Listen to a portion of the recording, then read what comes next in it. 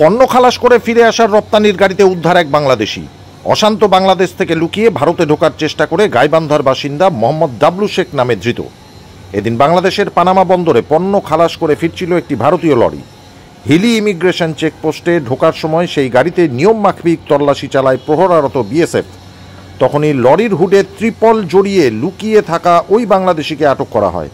তবে ঠিক কী কারণে ওই ধৃত ভারতে প্রবেশ করেছে তা খতিয়ে দেখা হচ্ছে। প্রসঙ্গত, হিলি ইমিগ্রেশন চেকপোস্ট দিয়ে বুধবার স্বাভাবিক হয়েছে আমদানি রপ্তানি। রপ্তানিকারী সেই গাড়িগুলি তাদের পণ্য খালাস করে ফিরে আসছে। সেই রকম এমনই একটি গাড়িতে এদিন ওই বাংলাদেশি অবৈধভাবে ভারতে প্রবেশ করে। ঘটনায় আটক করা হয়েছে ওই লরির চালককেও।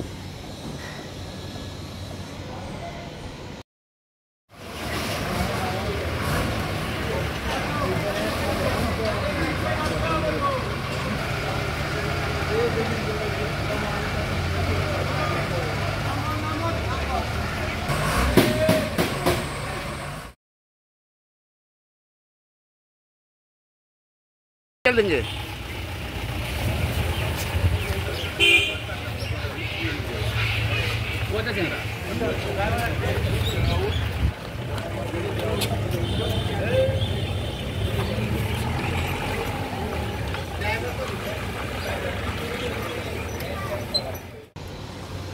দক্ষিণ দিনাজপুর হিলি থেকে অমিত মহন্তের রিপোর্ট, সংবাদ বাংলা টিভি।